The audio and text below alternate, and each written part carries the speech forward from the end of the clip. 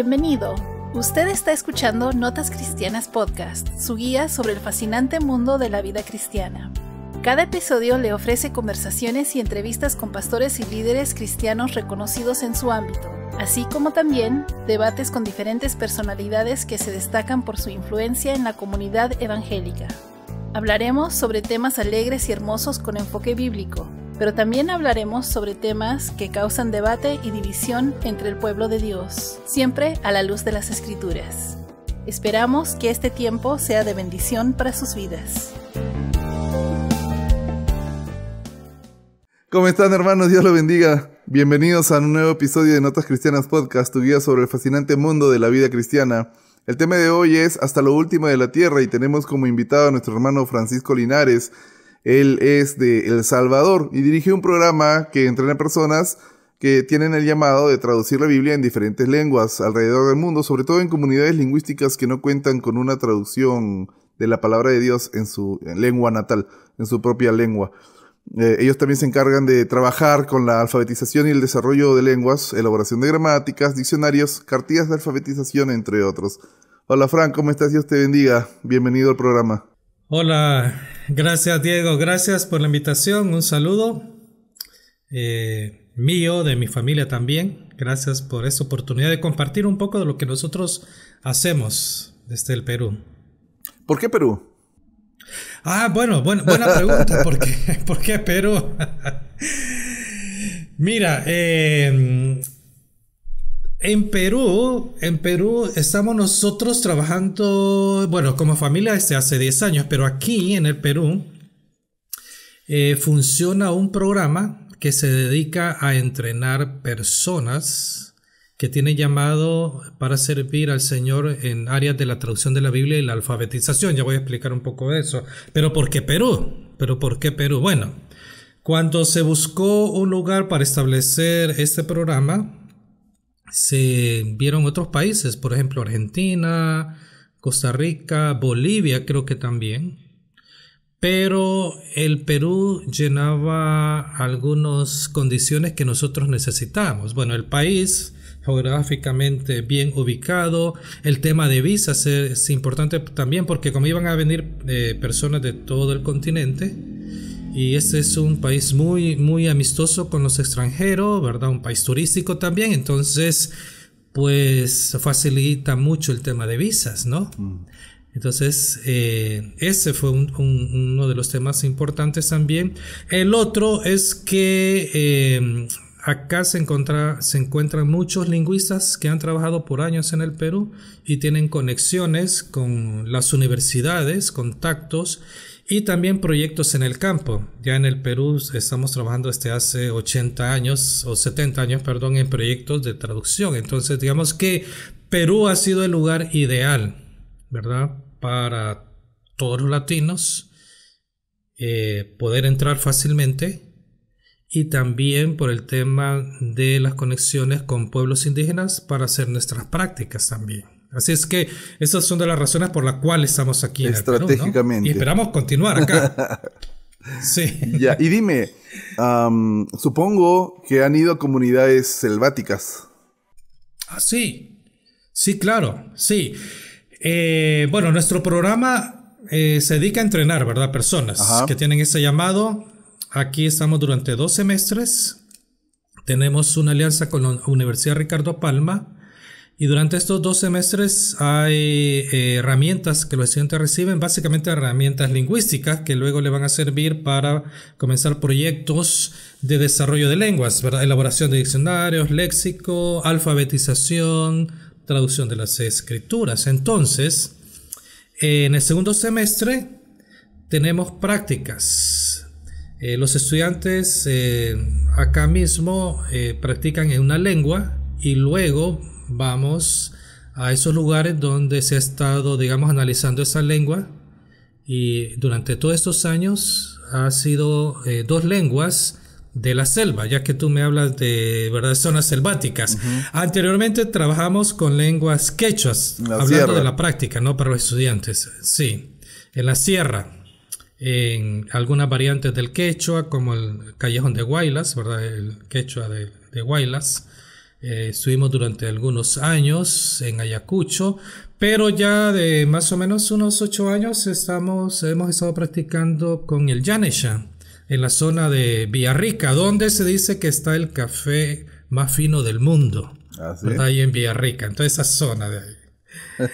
Y el año pasado cambiamos de lengua y comenzamos a hacer prácticas en la zona de los Nomas Siguenga, que está en la zona de Pangoa, así para adentro, en la selva central. Y dime, estoy de acuerdo a lo que entiendo, es que me estás diciendo que hacen prácticas, o sea, primero trabajan con una lengua, luego trabajan con otra, van por etnias, me imagino, porque cada etnia tiene diferentes tipos de lenguaje. Entonces no es que vayan acaparando, digamos, varias zonas, varios lugares, solamente trabajan con una, luego que evangelizan ahí, van a otra, y así, o ¿cómo es exactamente? No, las personas que vienen, por ejemplo, nuestros estudiantes no es la gran cantidad de estudiantes, porque en el mundo de misiones se reducen, ¿no? Misiones transculturales. Y en el mundo de la traducción de la Biblia es más reducido, porque tiene otros componentes un poco más complejos, ¿no? Que es la preparación académica. Porque se va a trabajar en traducción de la Biblia y la alfabetización, entonces hay que dedicar un tiempo para capacitarse. Entonces los estudiantes están acá por 2 semestres universitarios recibiendo, como mencioné, algunas materias como fonología, morfosintaxis, análisis del discurso, semántica pragmática, por ejemplo, principios de traducción, elaboración de materiales de alfabetización, más o menos esas materias. Entonces, durante ese año los estudiantes reciben ese tipo de capacitaciones y en el segundo semestre comienzan, aquí desde Lima, a hacer prácticas en una lengua. Personas vienen a Lima, viven con nosotros y esos hermanos nativohablantes nos ayudan con su lengua para que los estudiantes practiquen en esa lengua desde cero, haciendo un análisis desde cero, porque eso es lo que van a ir a hacer después ya en un trabajo a largo plazo en otros países, ¿no? O sea, comienzan a analizar la lengua desde la parte fonética, la fonología, esas reglas que rigen las lenguas. Claro, ¿cómo suena? Y así van...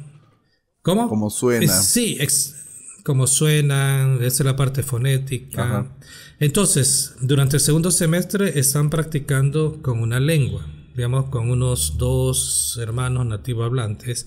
Luego que han hecho un análisis lingüístico de esa lengua, vamos a la comunidad de los hermanos donde están, pues, el resto que practica esa lengua para hacer algunas comprobaciones, pero escogemos una lengua por año.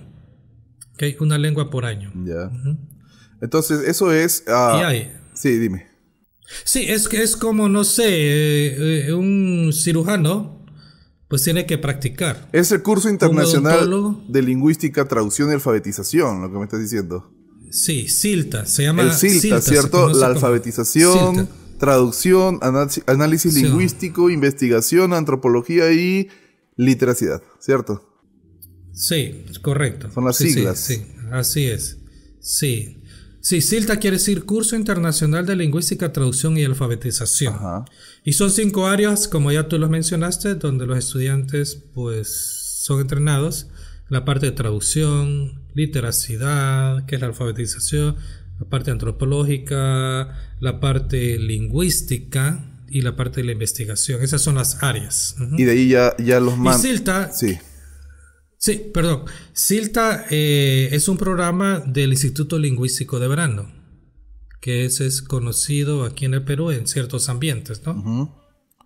Y de ahí, después de que terminan sus prácticas, los mandan a diferentes partes del mundo. Ok, sí, digamos, ellos, si son pues de otros países, regresan a sus países y ahí sus iglesias pues los envían donde trabajan con las iglesias aquí, a otras partes del mundo. Entonces directamente con las iglesias. Directamente con las iglesias pues son comisionados, tienen que levantar fondos para irse. Tenemos estudiantes en varias partes del mundo, en todos los continentes. Fran, y dime, países como por ejemplo del Medio Oriente, supongo que es difícil la traducción de la Biblia o de mensajes cristianos o de enseñar de acuerdo a la cultura en esa sociedad y también la coyuntura político-religiosa que se vive. ¿Cómo hacen con esos lugares? Sí, buena pregunta. Claro, tratamos de ser respetuosos, ¿no?, con las leyes de los países. Pero claro, nuestro mandato que tenemos del Señor Jesucristo es ir y hacer discípulos a todas las naciones, ¿no? Ajá. Ese es nuestro mandato como creyentes, como hijos de Dios. Entonces, en estos países que muchas veces están restringidos, tenemos que buscar maneras de ir y estar ahí. Por ejemplo, como antropólogos, los lingüistas, pues somos antropólogos también. Ajá. Muchas veces hacemos convenios con los gobiernos para que nosotros podamos trabajar en el desarrollo de sus lenguas. Porque también es un servicio que le damos a los gobiernos. Claro, pero, ¿no? O sea, desarrollar las lenguas. Pero ustedes no van a trabajar directamente con un gobierno musulmán. ¿Cómo no? No, ¿cómo no? Sí. ¿Los dejan traducir la Biblia y enseñar la Biblia? No traducir la Biblia. Desarrollar las lenguas. O sea, la mayoría de lenguas en esos lugares son orales. Necesitan estandarizarse. Necesitan ponerse por escrito. Hacer alfabetos, hacer diccionarios, ¿verdad? Cartillas de alfabetización. Eso es lo que los estudiantes acá están preparados para hacer y lo que se debe hacer también, ¿verdad? Apoyar en esa parte. Ahora, luego, en el proceso, pues, traducimos la Biblia, ¿no? Claro, pero ahí es el punto, es a lo que quiero llegar. Como no me refiero al proceso de cómo lo hacen, sino en la dificultad, en la dificultad de poder hacerlo en ese medio. Sí, es arriesgado y pues hemos tenido casos de encarcelamientos, casos de asesinatos, sí. Esa es la realidad de muchos misioneros, ¿no? Así es. Mis suegros, bueno, mi esposa es hija de misioneros norirlandeses. Ellos estuvieron en misiones en el sur del Perú en los años 80, los años 90, principios de los 2000. Fundaron iglesias, en todo el sur del Perú. Y pues ahí es donde conocí a mi esposa, ¿no? Desde chiquitos nos conocimos y bueno, gracias a Dios ahora estamos juntos. Pero sí veo que el trabajo misionero es duro y muchas veces, aunque veo que hay misioneros que vienen capacitados, obviamente, y bien estudiados, hay alguno que otro medio rebelde, debo decirlo, que en lugar de tratar de ¿cómo lo digo? De utilizar la cultura de la población a la que estás llegando, tratan de imponer como colonizadores la cultura a los habitantes del pueblo donde están llegando. Entonces, ese es un área medio gris. Sí, y es una realidad que hemos tenido en todo el continente, no solamente, ¿verdad?, en contextos étnicos, contextos lingüísticos.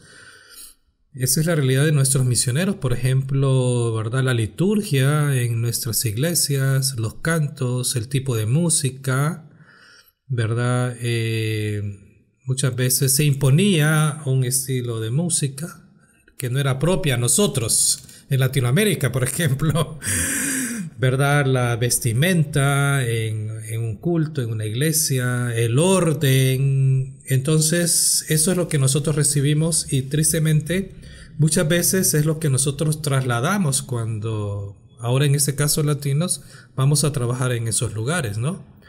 Y la idea acá, damos herramientas a los estudiantes para no cometer esos errores, no imponer una cultura, la cultura nuestra, ¿no?, que llevamos, ya sea una herencia religiosa, una forma de culto denominacional, por ejemplo, de imponer, sino que el evangelio crezca en un contexto cultural, ¿verdad? Musical, ¿verdad? Hay misioneros que se dedican a la parte de la etnomusicología, por ejemplo.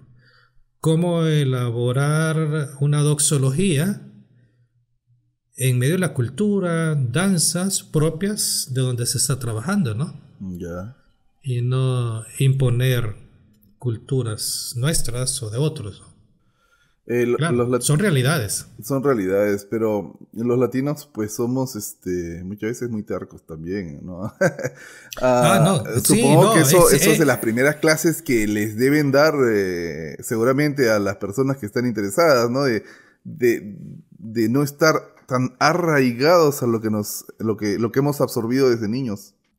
Definitivamente. Nosotros, por ejemplo, la primera materia que damos aquí a nuestros estudiantes es una materia que se llama autodescubrimiento cultural. Ya, a ver, háblame, ¿qué es lo que hacen ahí?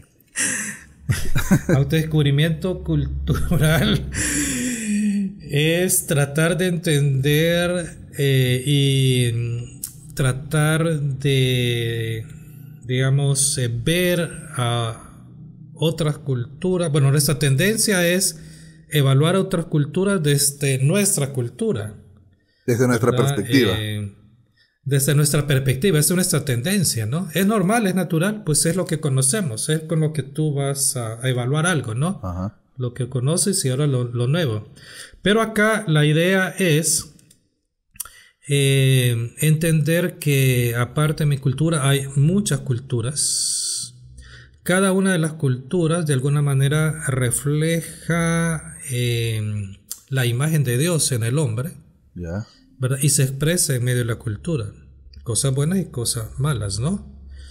Entonces, usamos teorías antropológicas, ¿verdad? Y, por ejemplo, en esta materia, nosotros usamos una teoría en la cual, digamos, las culturas tú puedes ubicarlas en 4 tipos culturales, por ejemplo, todas las culturas del mundo, ¿verdad? Esas son teorías. Yeah.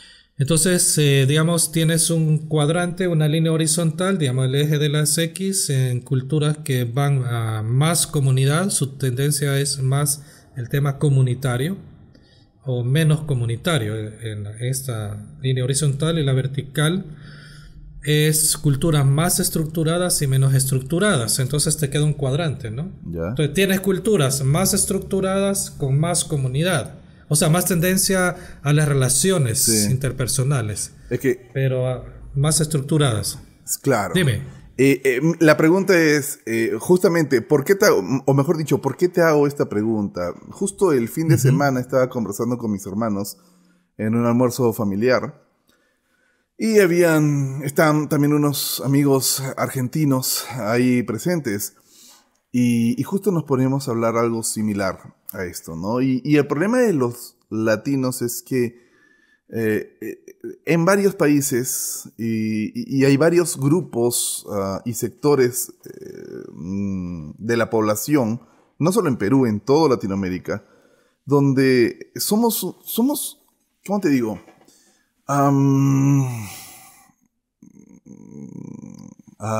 Se me fue la palabra. Estamos muy susceptibles a lo que nos puedan decir otras personas como si fuera un ataque u una ofensa, ¿no? Entonces, por ejemplo, algunos le guardan resentimiento a los españoles porque los españoles nos conquistaron, ¿no? Pero entonces, y aún en el mundo cristiano, tú lo ves, y es bastante notorio muchas veces. Pero al fin y al cabo, como conversamos, todos hemos sido conquistados. A los españoles los conquistaron los romanos. Los romanos también fueron conquistados en su época. A los latinos nos conquistó Inglaterra, Portugal, Francia, España.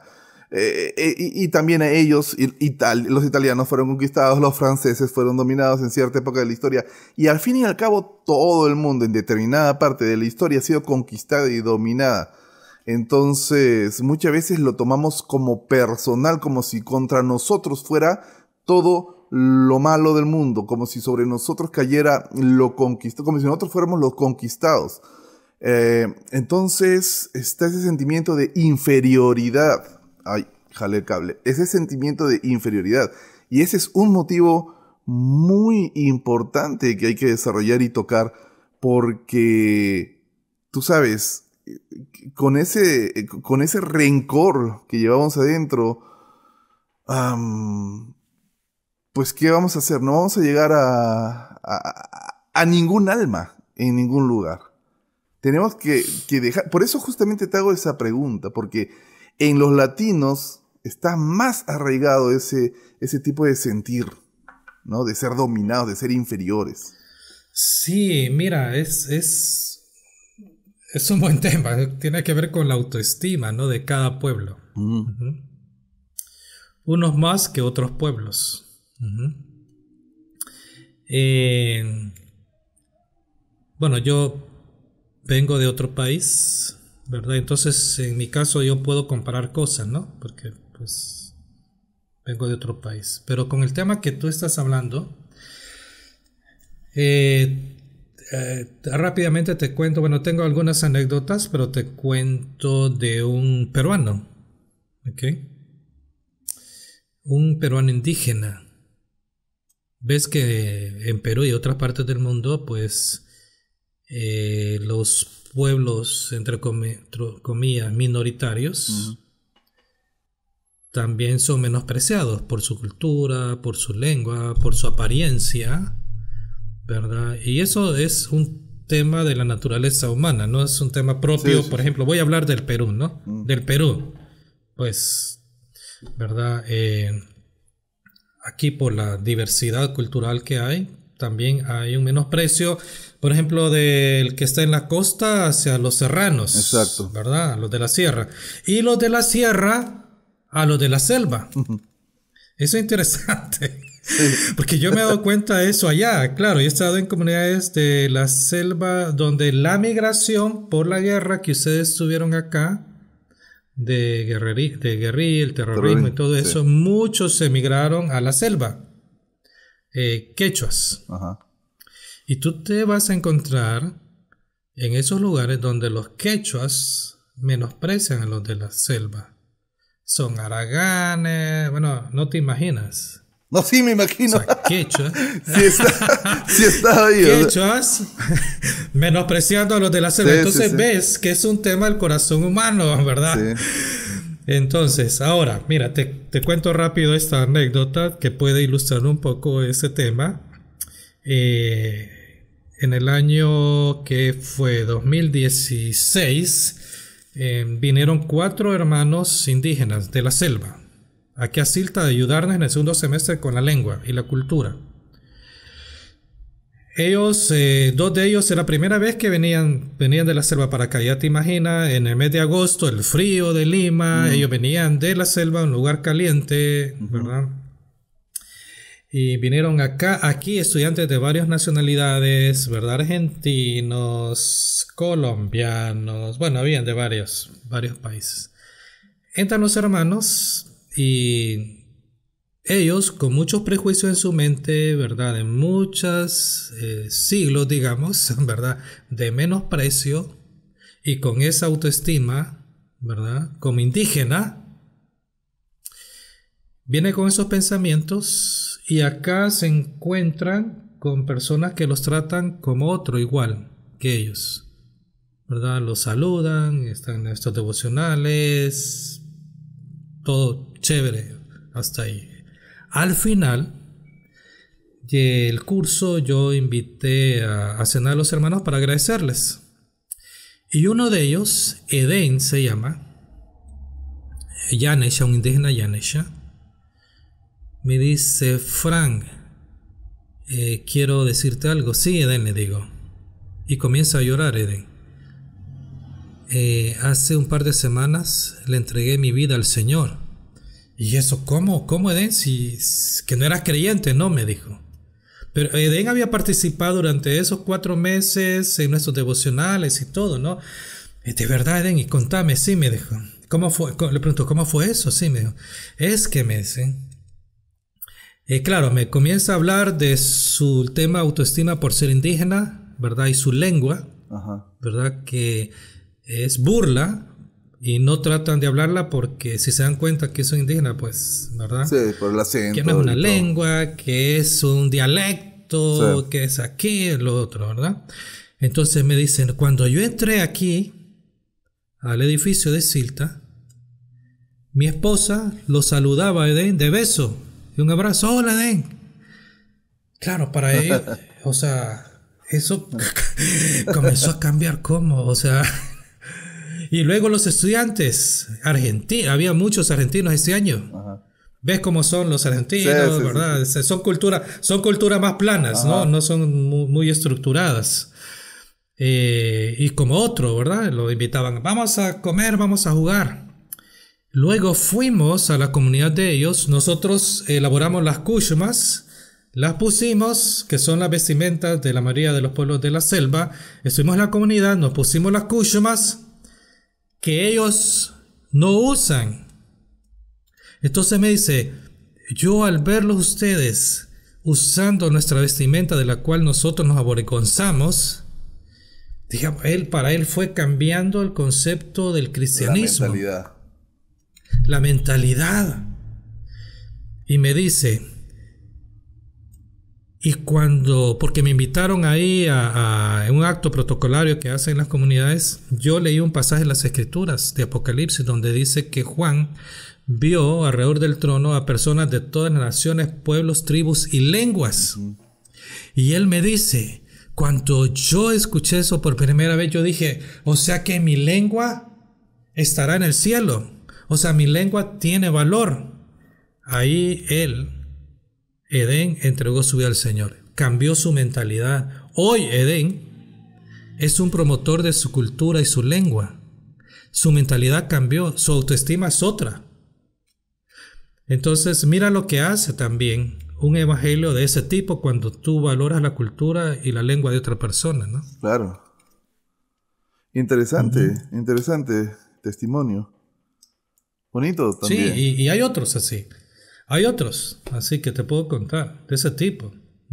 Y gracias por esa pregunta, porque nosotros trabajamos en esa parte, ¿verdad? En la identidad de las personas. Claro. Valoramos su cultura, valoramos su lengua, ¿verdad? Ellos, porque aquí tristemente, ¿verdad? Se llega a predicar pastores de la ciudad de Lima a esas comunidades en español, usando la Reina Valera del 60, y el hermano indígena sentado escuchando, pensando que el español es la lengua de Dios, que su lengua no es buena delante de Dios, ¿verdad? Cambian su forma de vestir, su cultura y todo eso. Tratan de adaptarse, perdiendo sus raíces. Sí, porque piensan que eso es del diablo. Así. Ya, interesante. Supongo que también trabajan entonces con enseñarles que la cultura que llevan, pues, obviamente, el pecado es pecado donde sea, pero me refiero a que la cultura, no por el hecho de ser diferente a las mayoritarias, no es algo malo. No, definitivamente, es que todas las culturas... Es un trabajo psicológico entonces también que hacen con ellos. Sí, digámoslo psicológico, digámoslo, o sea, pero es expresar lo que la palabra de Dios dice, nada más, ¿verdad? Es eso. Por ejemplo, en Hechos capítulo 2, cuando da inicio la iglesia, se presenta el Espíritu Santo, porque el Señor le dijo, esperad en Jerusalén hasta que venga la promesa del Padre. Estaban reunidos ahí, ¿verdad? En el aposento alto. Llega el Espíritu Santo, dice, hay estruendo, truenos, se le aparecen lenguas como de fuego y comienzan a hablar, dice, en diferentes lenguas como el Espíritu les daba que hablasen. Pero todas eran lenguas humanas. Entonces, ¿no? De las diferentes... Lenguas humanas. Exacto. Claro, exactamente. Ahora, puedes imaginarte ese momento, la mayoría de los que estaban ahí eran, claro, judíos de Israel, de Jerusalén, pero muchos judíos que habían venido de diferentes partes del mundo, de la diáspora judía. Había gente de todas partes, porque hablaban en muchos idiomas y todos todos entendían cada idioma. O sea, bueno, no todos entendían todos los idiomas, pero o sea, había gente que entendía cada idioma en específico porque... Correcto. Entonces, había una lengua común en aquel tiempo, como hoy en inglés, que todos entendían, que era el griego. Entonces, la pregunta, y al final ellos dicen, ¿qué quiere decir todo esto? Porque aquí ya vemos y comienza a hacer la lista de todas las nacionalidades y sus lenguas. Y dice, le hemos escuchado en nuestra propia lengua las maravillas de Dios y se preguntan, ¿qué quiere decir esto? Entonces la pregunta es, ¿por qué el Espíritu Santo se presenta de esa manera en la lengua de cada una de las personas y no en la lengua que hablaban todos, que era el griego? Es una pregunta interesante, ¿verdad? Y claro, nos está diciendo el Evangelio tiene que ser predicado todas las lenguas, ser proclamado en la lengua de las personas, ¿verdad? Interesante. Así es. Interesante. ¿Y cómo nació la organización? O sea, ¿en qué se...? Ya, no quién fue el fundador, sino de cómo así sintieron esa necesidad. Bueno, pero es que sí, te tengo que llevar al fundador porque es interesante. A ver. Mira, un grupo de hermanos de los Estados Unidos, en aquella época, 1920, por ahí estaban enviando misioneros a otras partes del mundo. Misiones al interior del África, de la India, por ejemplo. Y ellos dijeron, nos hemos olvidado de nuestra Samaria, nuestros vecinos. América. Entonces ellos formaron lo que se llamaba la Misión Centroamericana. Entonces vinieron misioneros de varias denominaciones a Centroamérica. Llegaron a Guatemala, a una zona, porque en Guatemala hay muchos pueblos indígenas también. Llegaron a una zona de un lago que se llama Panajachel, y ahí venía un misionero llamado Cameron Townsend. Este Cameron Townsend venía a vender Biblias, porque la forma de las misiones de aquel tiempo, llegó a esa zona donde muchos indígenas, Biblias en español, y le dice un indígena cachiquel a Cameron Townsend: si tu Dios es tan inteligente como tú dices, ¿por qué no habla mi lengua? Entonces esas palabras a Cameron Townsend le golpearon y dijo, se acabó todo, se regresó a los Estados Unidos ya con una visión diferente, ¿verdad? Desafió a algunos jóvenes para dedicar sus vidas a llevar la palabra de Dios en la lengua de las personas. Así fue como inicia todo este movimiento de traducción de las Escrituras. Así fue. Interesante, ¿no? Interesante. Lo que podríamos tomar como un ataque del enemigo, lo podemos tomar desde otro punto de vista, ¿no? Como una llamada de atención de Dios a, oye, hagan de otra forma. Definitivamente, sí. Y Cameron Townsend fue sabio en ese sentido. Sí. ¿Verdad? Y bueno, interpretó lo que Dios estaba haciendo, ¿no? Claro que sí. Interesante. Sí. Interesante. Y entonces comenzaron a trabajar en México, fue el primer país, y luego en el Perú. Entonces es donde, por eso es que creen que todo el mundo debe tener acceso a la palabra de Dios. Desde su crecimiento, ¿cierto? Desde su nacimiento. Por eso trabajan con diferentes lenguas, ¿no? Y siempre tratan de trabajar más, trabajan más con lenguas minoritarias con las que la población minoritaria, valga la redundancia, se expresa más que con lenguas conocidísimas o populares. No solamente nosotros trabajamos en la traducción de la Biblia, pero por ejemplo algunas otras organizaciones definen muchas veces que van a trabajar en lenguas de 1 millón arriba, por ejemplo. Nosotros de 1 millón abajo. Ese va a ser nuestro enfoque. ¿Okay? Entonces de 1 millón para abajo hasta que 300 personas. Te digo eso porque en Brasil hay comunidades de 300 personas. Así es que nuestro enfoque es trabajar en todas las lenguas del mundo donde haya necesidad de tener la palabra de Dios, ¿no? Ahí es donde nosotros trabajamos. En el Perú hay 55 pueblos indígenas reconocidos por el Estado. De esos 55, 51 son de la selva, son de la Amazonía peruana y 4 de la sierra. ¿Sí? Estamos hablando de 5 pueblos reconocidos por el Estado peruano. De esos 55, ¿a cuántas lenguas han llegado ustedes? ¿A cuántas etnias han logrado mandar misioneros para traducir la Biblia? No tengo el dato exacto, pero yo diría que a todas. O sea, hay unas 2, 3, probablemente, que todavía no, pero mira, hay algunos pueblos que se le llaman pueblos no contactados aquí en el Perú, que hasta hace algunos años aparecieron. O sea, se tuvieron contacto y nos dimos cuenta que existían aquí mismo claro. En el Perú. Sí, pero sí, a lo que voy es que son 55 reconocidos. O sea, no estoy hablando de los no reconocidos. Estoy hablando de los, digamos, alcanzables. Bueno, a todos. A todos. O sea, se ha metido hasta lo profundo de la selva peruana, de la Amazonía. Así es. Han llegado correcto. A todas las tribus. Sí, así es. Cuando me hablabas del racismo, no solamente te cuento entre los de la costa cholean a los de la sierra, y los de la sierra pues hacen lo mismo con los de la selva. No solo es eso, inclusive entre natales de la misma sierra lo hacen. Por ejemplo, los aymaras con los quechuas, aquí en Perú al menos, se paran peleando entre ellos. Entonces, no solamente es de choques culturales distintos. Distintos, no sería la palabra correcta, porque son culturas distintas los aymaras y los quechuas, sino que pero ambos son de la sierra, a eso me refiero.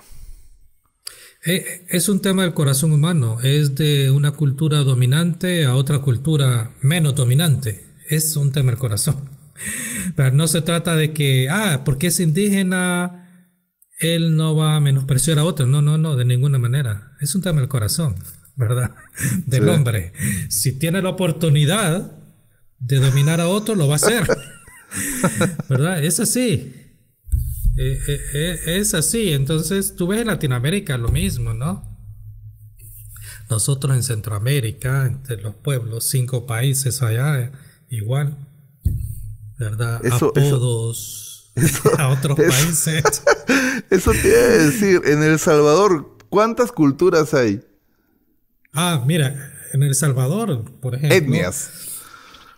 Fíjate que son poquísimas. Lo que pasa es que en El Salvador fue interesante porque allá por los años 30 hubo un genocidio contra los indígenas náhuatl en El Salvador, porque los acusaron de un levantamiento armado. Entonces casi los aniquilaron, quedaron muy pocos, y los que quedaron no hablaban su lengua para que no identificarse, ¿no?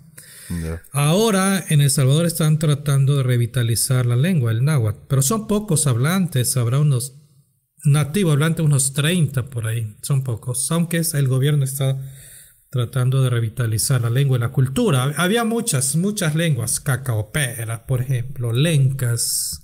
Pero ya son lenguas que han desaparecido. Sí, han desaparecido. La que permanece es el náhuatl. Yeah. Pero el menosprecio, el racismo existe. Mira, nosotros no tenemos en El Salvador personas negras en El Salvador. No existen. Algunos dicen que por constitución, porque se prohibió la entrada de negros a El Salvador. En El Salvador no hay problema de decir negro, no es ninguna ofensa, ¿verdad? Bueno, no debería ser ofensa en realidad. Sí, exactamente, no por lo que pasa. Es más, el no decir... Una vez tuve una discusión con una persona, ¿no? Enviaron por ahí, tú sabes, inclusive en el mundo cristiano, meten algunos chistes, ¿no? Entonces, en uno de los grupos de WhatsApp enviaron un chiste que podrían considerarlo racista, inclusive algunas personas, ¿no?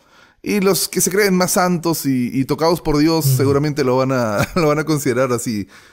Entonces, pero a mí me pareció gracioso. Es más, se lo pasé a unos amigos, que la mayoría son así. Entonces, se comenzaron a reír de sí mismos, ¿no?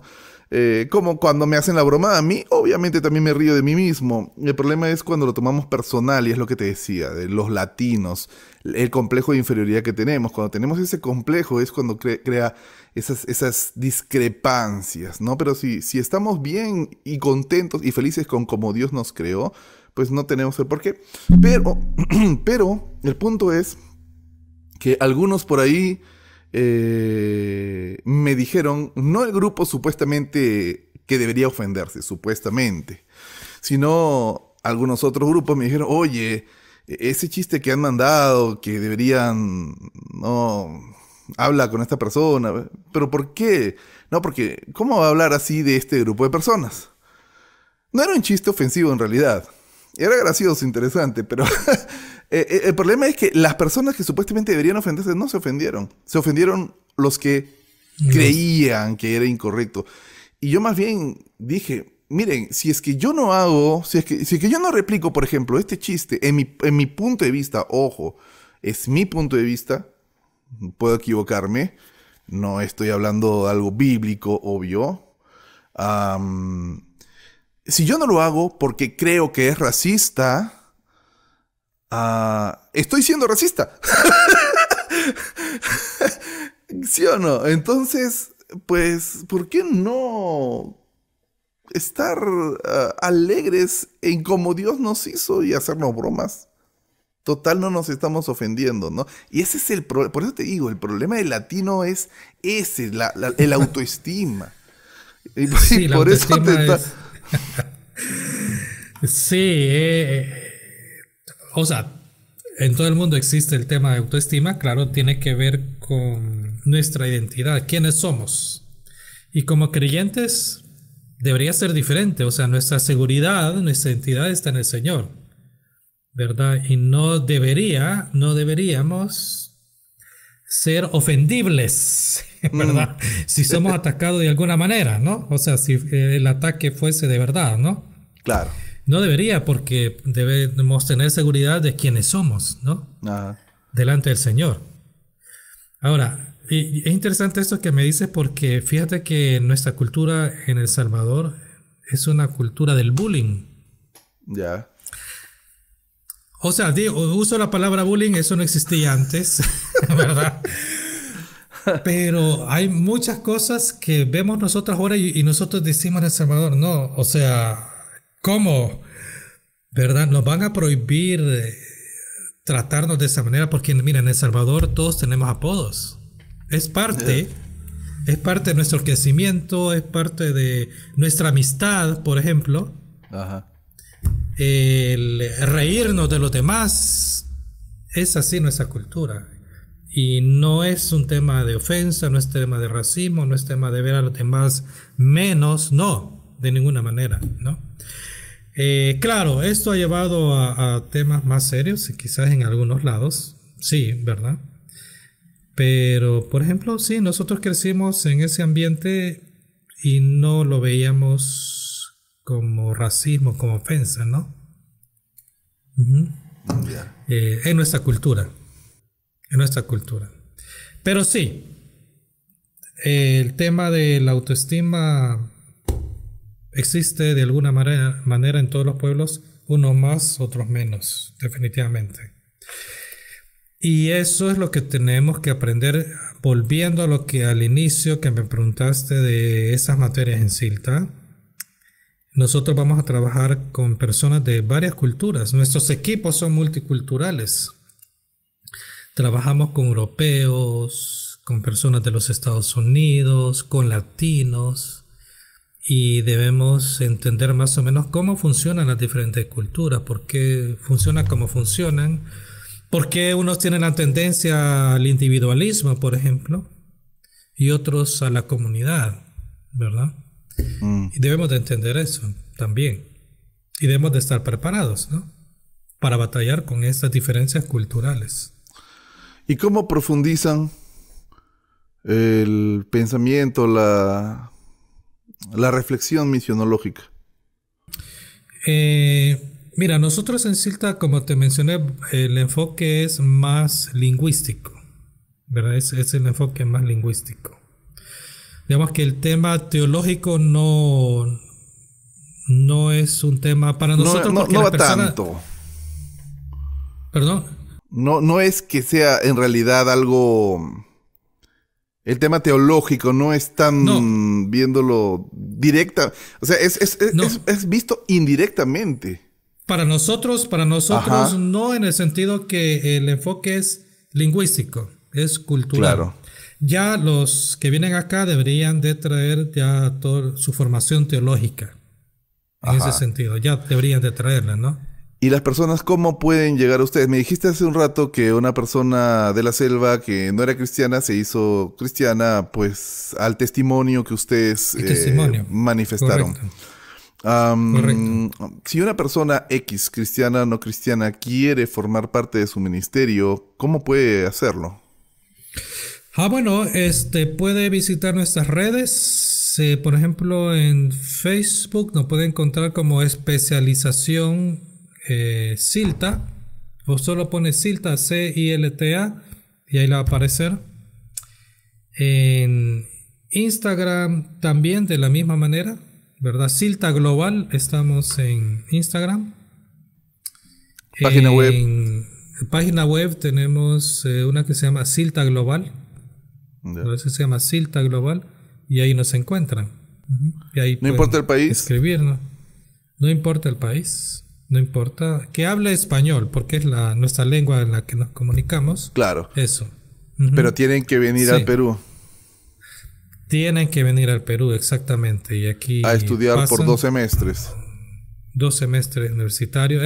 Es un programa a nivel de posgrado. Es una especialización a nivel de posgrado. ¿Estos deben ser profesionales? Sí. Sí. Ya. Ahora, recibimos personas que no tengan su carrera terminada, ¿verdad? Pero claro, el documento que van a recibir es diferente porque tenemos un convenio con la Ricardo Palma. Con la y universidad. Ahí está inscrito como una especialización a nivel de posgrado. Ya. Por eso. Pero los podemos recibir, ¿no? Claro. Y que sepa que nuestro enfoque es académico, van a venir a estudiar, claro. Ese es el enfoque. Y debe de tener una experiencia en ese sentido, ¿no? A mi esposa le dieron hace unos años, no sé, hace quizás 4, no, en 2019, hace 6 años. Ya me acuerdo porque se lo dio Jaguar. El libro de un... No recuerdo bien si era musulmán el hombre que había escrito este libro o hablaba sobre los musulmanes, pero hablaba sobre el Corán. Y le dieron para que ella traduzca este libro del Corán, que hablaba sobre el Corán, ¿no? Entonces, ustedes netamente y solamente se encargan, ella obviamente lo tradujo al español, al inglés. Ustedes netamente se encargan solamente de textos bíblicos, de evangelios, de Biblia en general, o también hacen traducciones de libros a los que puedan llegar estas personas. Bueno, nuestro enfoque es traducción de las escrituras. Digamos, ese es, nuestro enfoque, ¿no? Biblia. Pero claro, Biblia. Pero en las diferentes culturas también trabajamos poner por escrito mucha de su tradición oral, que beneficia, digamos, a la identidad de los pueblos, al crecimiento de la cultura, desarrollo de la lengua, ¿verdad? También. Pero en ese sentido, ¿no? Ya. Ahora, hay algo acá muy, quizás contradictorio. No de ustedes, sino al tema. muchos de estos pueblos, por no decir la gran mayoría, son analfabetas. ¿De qué sirve traducirles la Biblia si no saben leerlas? Sí, ok. Buen punto que has mencionado. Bueno, no son analfabetas. Te lo explico. O sea, te entiendo perfectamente. Pero te voy a explicar cómo manejamos el tema de analfabetas. Okay. Son analfabetas en nuestro sistema de escritura. Ajá. En el nuestro. Porque todos estos pueblos, tú sabes que tenían una forma de plasmar. Ah, ok, ya entendí. ¿Me explico? Ya, pero okay. sigue. Sí. O sea, ya, te entendí. Pero para el público, ya, ahora sí. O sea, sí, o sea, son analfabetas en nuestro sistema de escritura. Ajá. Ellos, pues, han dejado, tú sabes, plasmado, ¿verdad? En otros sistemas. Ajá. ¿Verdad? Por ejemplo, aquí en el Perú tú vas, ¿verdad? No sé, el Valle Sagrado, ves figuras ahí, ¿verdad? Entonces es una forma de dejar plasmada, escrita, su historia.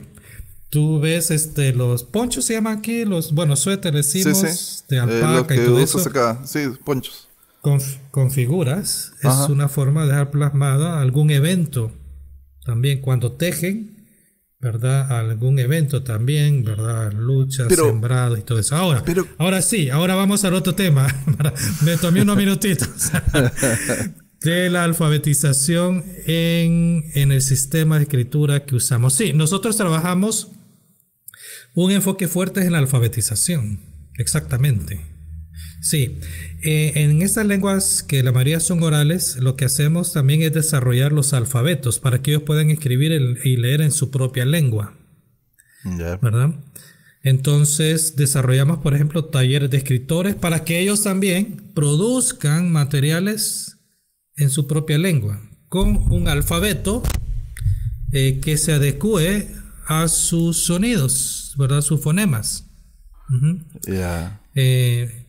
Claro, la mayoría de ellos son bilingües y han conocido el alfabeto en español, pero hay sonidos que no lo puedes representar con el alfabeto nuestro latino, ¿no? Tienes que usar otro tipo de grafía. Muchas veces lo que se hace es usar dos letras para representar un sonido. En otros casos, inventar algún tipo de grafía. Ya, voy a reformular mi pregunta. Vamos a hacer una ingeniería inversa. Ok. No. Vamos a decir que los analfabetas no son ellos, sino nosotros. ¿Cómo rompemos esa barrera para que nosotros podamos acceder al idioma que solo ellos conocen y nosotros no? O sea, bueno. No sé si me hizo entender. Sí, claro. O sea, es interesante. Mira, yo, aquí en el Perú he tenido la bendición de conocer muchas culturas. Creo yo que más que muchos peruanos he tenido esa bendición, ¿no? Porque me toca viajar y aprender de su cultura, de su lengua y cómo expresan algunos valores y algunos conocimientos en esa lengua, que en español no los tenemos. He estado en México, ¿verdad? En esos lugares también, y aprendiendo de su cosmovisión y cómo se expresa esa cosmovisión en su lengua, ¿no? Porque, claro, ahí viene todo el dilema de la cultura es inseparable de la lengua, ¿no? Claro. ¿Quién crea qué, verdad? Si la lengua, la cultura, si la cultura, la lengua, ¿no?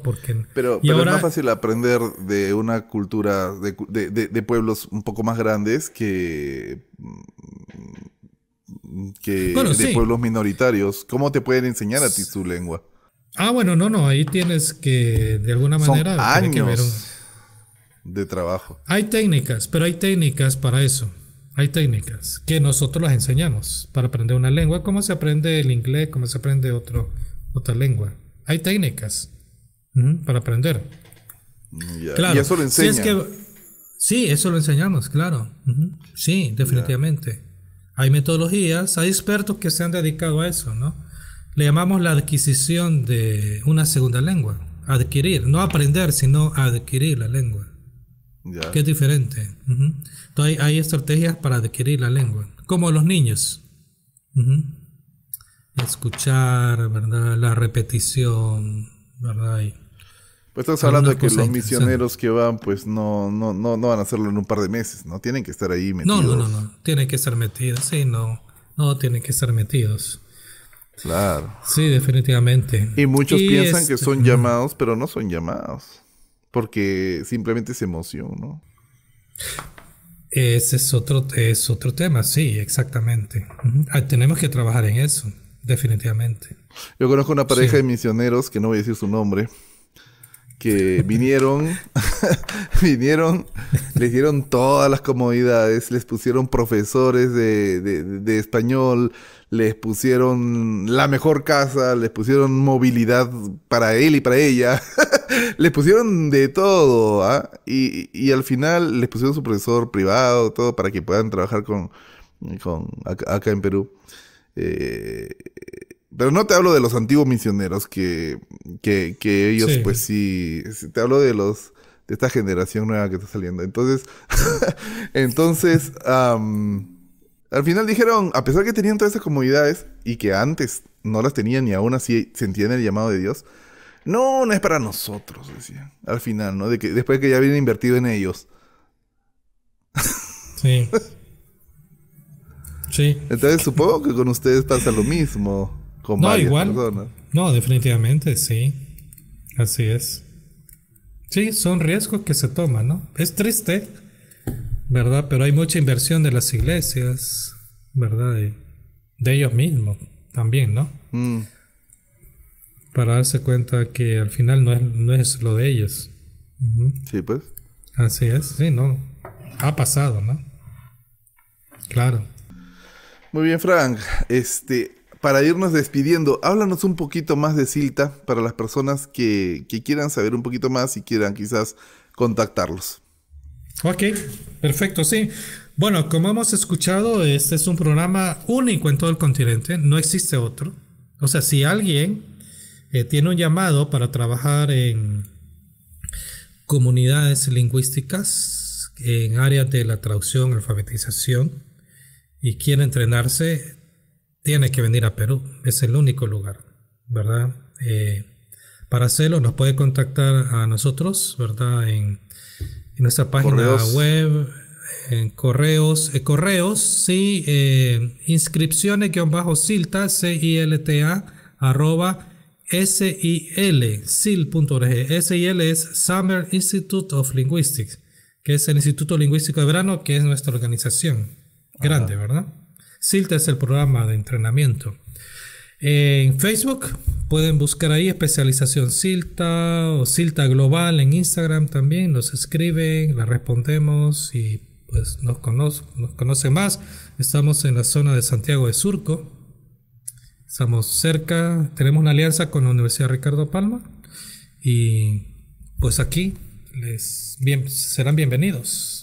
Peruanos, ¿verdad? Que nos escuchan peruanos y si nos escucharán ahora a través del internet de otros países, pues son más que bienvenidos a este hermoso país, ¿verdad? Disfrutar de la hermosura del país. Yo siempre les digo, Perú es más que Machu Picchu. Hablando de la belleza de este país, ¿no? Porque todo dice Perú, Machu Picchu, sí, pero Machu Picchu es una cosa de muchas que tiene, sí, ¿no? Es, ¿verdad? Es un puntito. Y acá, pues, a las personas de otros países, de verdad, son bien recibidos.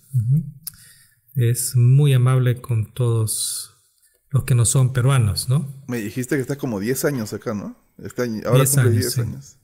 10 años estamos acá. Están viviendo, imagínate. ¿Toda tu familia? Sí, mis hijos, el menor vino de 9 años, el mayor vino de 14. O sea, ya los dos son mayores de edad ya. Ya el mayor tiene 19, digo 24, ya casi 25, y el menor tiene 19. Este año cumple los 20 años ya, imagínate. Imagínate. Sí. Ya pueden usar la camiseta de la selección, entonces. Ah, sí, la usan. No, claro. No, la usan. Claro que sí, yo mismo, pues todo, ¿no? Yeah. Claro, la blanquirroja, nos ponemos la blanquirroja. La blanquirroja. Claro que sí. Está último puesto, pero... No, pero imagínate, llegó al mundial también, no. Bueno, nos queda el grato recuerdo de que, aunque sea en los años 70 y 80, fuimos grandes. Ahí se acabó. Pero tienen buenos futbolistas, creo yo. Bueno, pero no sé, es una crítica, no es crítica, es una observación. En Sudamérica es la autoestima. Sí. Es la autoestima. Sí. En todo. Peruano, en todo, la cultura, el peruano no sabe lo que tiene, de verdad. Sí. No, el peruano no. Este es un país rico, este es increíble, pero muchas veces el peruano no se da cuenta de eso. Y el entrenador argentino les ayudó porque los argentinos, su autoestima es, olvídate, es diferente. Sí. Entonces, mira, les puede parecer tonto a los que estamos los que están escuchando este podcast que estemos hablando ahorita justo en este ratito de fútbol y que hayamos cambiado drásticamente de tema, pero en realidad está incluido en lo que tenemos en nuestra mentalidad. Claro. y lo que vivimos como sociedad latinoamericana. Así ¿no? Es, sí. Se ve reflejado en toda área de nuestra vida. Todo. En todo. Así es. Sí, así es. Bueno, Frank, un gusto haberte tenido aquí. Esto fue Notas Cristianas Podcast, tu guía sobre el fascinante mundo de la vida cristiana. Muy bien, Francisco. Frank. Un gusto, Diego. Saludos a tu familia que has mencionado. Gracias. Tu esposa, ¿verdad? Ha sido una bendición. Espero conocerte en algún momento de manera personal también. De igual manera. A ver si Jaguar por ahí comernos ahí un lomo saltado, ¿verdad? Un cevichito. Un cevichito. Un cevichito sureño. Eso. Sí. Dios te bendiga, Fran. Muchas gracias. Gracias, un gusto. Chao. Bendiciones. Gracias por escuchar Notas Cristianas Podcast, su guía sobre el fascinante mundo de la vida cristiana. Si usted tiene algún tema en específico sobre el cual desea escuchar y del cual le encantaría aprender más, puede escribirnos al correo electrónico notascristianaspodcast@masquepalabras.com notascristianaspodcast@masquepalabras.com. Escríbanos al correo electrónico. Los leeremos todos. Nos encontramos en el próximo capítulo. Bendiciones.